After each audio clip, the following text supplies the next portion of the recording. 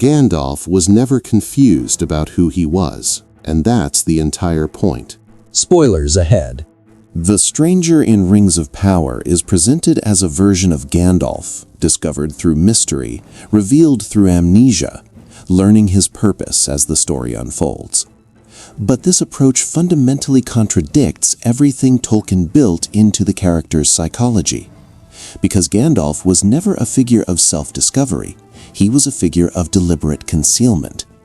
The difference between those two states is the difference between understanding the character or completely missing what made him work. In Tolkien's books, in Peter Jackson's film trilogy, Gandalf the Grey was Olorin, a Maya, an immortal spirit who existed before the world was given physical form, sent to Middle-earth in the Third Age by the Valar with a specific mission, full knowledge of that mission, a complete understanding of both his capabilities and the limitations he was required to operate within, which means that from the moment he set foot in Middle-earth, he knew exactly who he was, what he was supposed to do, why he had to appear as a wandering old man rather than as the radiant being of power he actually was. His humility wasn't something he learned through hardship or failure. It was a deliberate choice, a strategic decision made by a consciousness that had witnessed the rise and fall of kingdoms, the corruption of the great, the resilience of the small. This choice defined every single action he took, from refusing the One Ring when Frodo offered it to him, to working through others rather than commanding them, to accepting death at the hands of the Balrog rather than unleashing his full power in a way that might have saved him but would have violated the terms of his mission. The films, particularly through Ian McKellen's performance, captured this beautifully, because every line Gandalf spoke carried the weight of unspoken knowledge. Every moment of apparent uncertainty was actually careful consideration of how much to reveal.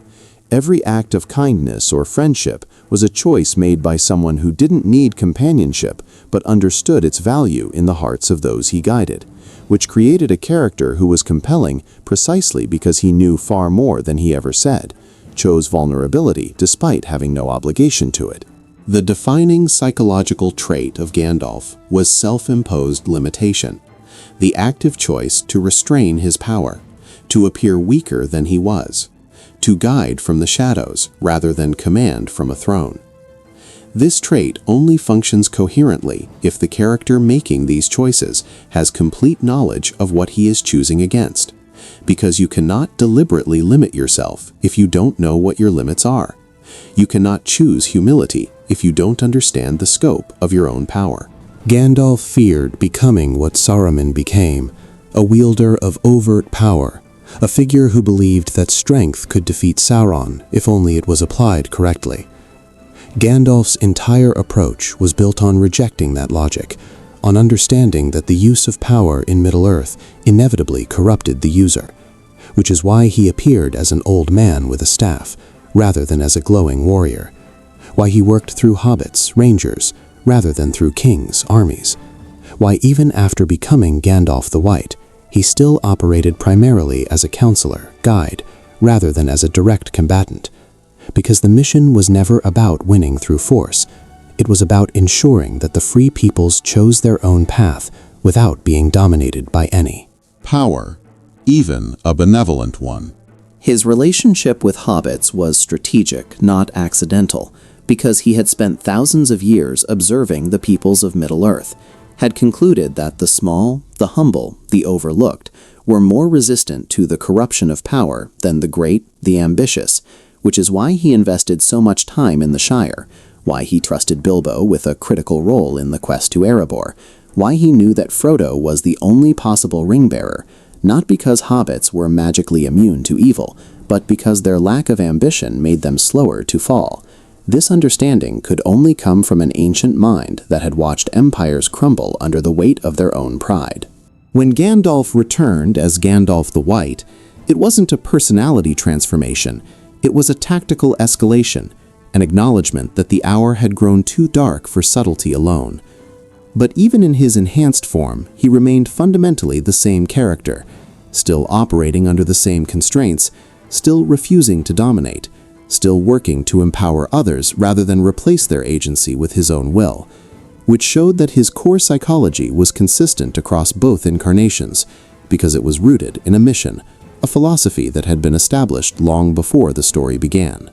The stranger in Rings of Power is presented as a figure who crashes to Middle-earth with no memory of who he is, no understanding of his purpose, no knowledge of his own capabilities, which he then discovers gradually through interaction with others, through trial, error, through learning moral lessons about friendship, identity.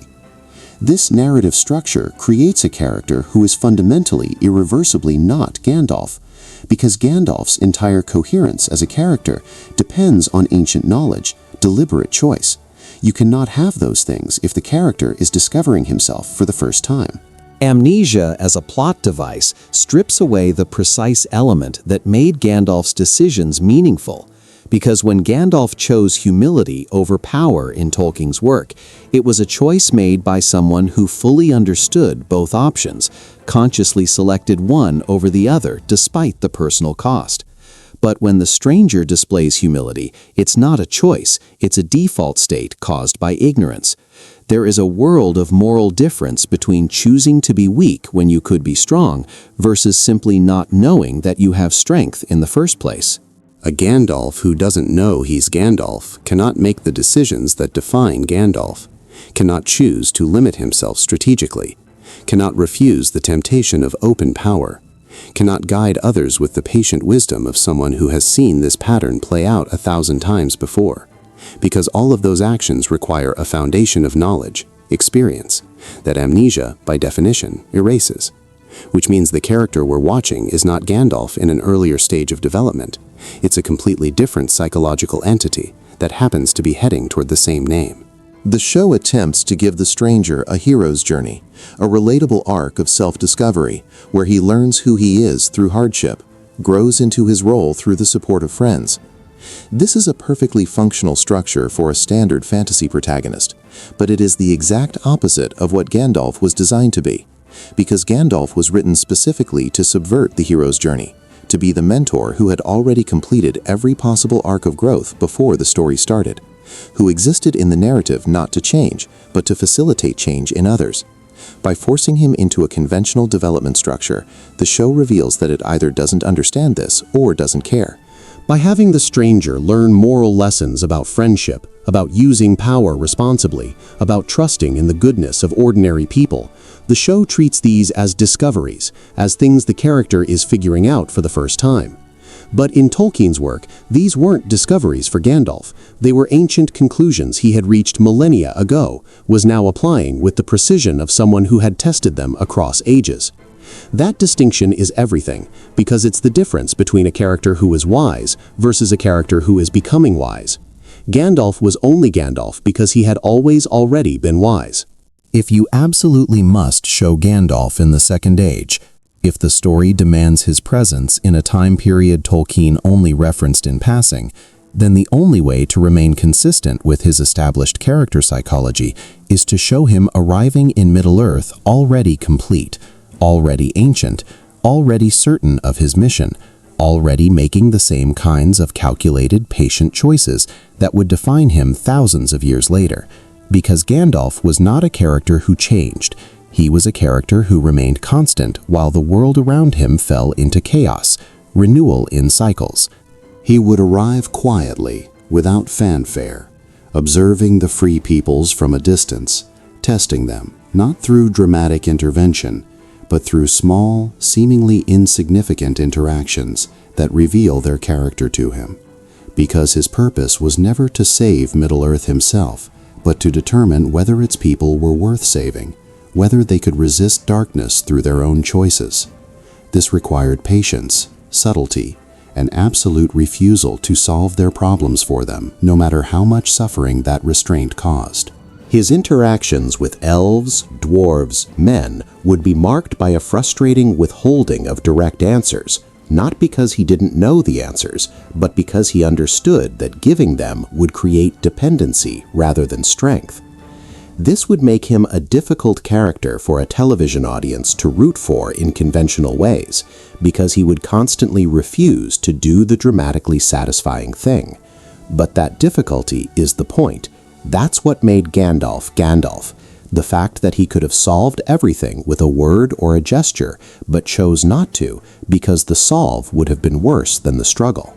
He would recognize Sauron the moment they met, not through a shocking reveal or a dramatic unmasking, but through the quiet, certain knowledge of someone who had studied the patterns of evil since before the sun first rose. His response wouldn't be to confront Sauron directly or to rally armies against him.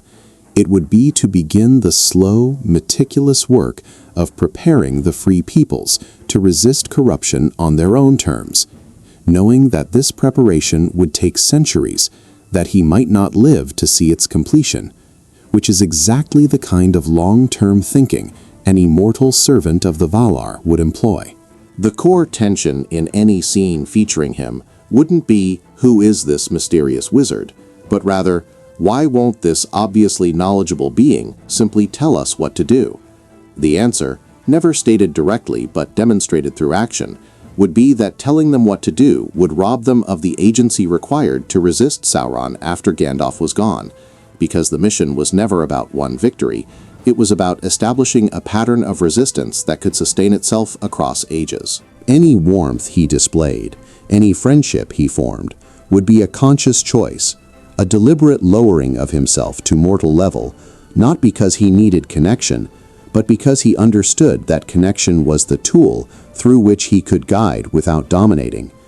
This would make his kindness more powerful, not less, because it would be kindness chosen by someone who had no obligation to care, who could have remained distant, untouchable, but decided that love, even for mortal beings who would die in what seemed to him like moments, was part of the mission. Gandalf without wisdom is not Gandalf with a different personality. It's not a younger version or an earlier stage. It's a fundamental negation of the character's core design. Because the psychology of an immortal servant who deliberately limits himself cannot coexist with the psychology of someone who is still figuring out what his limits are. When you try to force those two states together, you don't get a coherent character. You get a contradiction wearing a familiar name. Tolkien built Gandalf specifically as a response to the typical fantasy wizard archetype, taking the figure of immense magical power, inverting it, making him powerful precisely because he refused to act powerfully, making him wise precisely because he refused to demonstrate that wisdom through spectacular displays. That inversion only works if the character is operating from a position of complete knowledge, if every moment of apparent weakness is actually controlled strength, because otherwise you're not subverting the trope, you're just playing it straight with less spectacle. The decisions Gandalf made throughout The Lord of the Rings, refusing the ring, choosing hobbits as ring-bearers, allowing himself to die rather than dominate the Balrog with his full power, these were only meaningful because they were hard choices made by someone who understood exactly what he was giving up. If the character doesn't have that understanding, if he's still learning what his options are, then those decisions stop being sacrifices, become accidents. The entire moral weight of the character collapses under that shift. When you strip away Gandalf's ancient knowledge to create a more conventional narrative arc, when you give him amnesia or uncertainty or a journey of self-discovery, you're not adapting the character for television, you're replacing him with his opposite, hoping that the visual signifiers, the gray robes, the staff, the eventually revealed name, will be enough to make the audience accept the substitution. But for anyone who understood what made Gandalf work, what made him one of the most carefully constructed characters in fantasy literature, the substitution is obvious. It's not a matter of purity or gatekeeping, it's a matter of basic character logic. If Gandalf ever forgot who he was, he would have failed his mission before it began, because the mission required him to remember when everyone else forgot.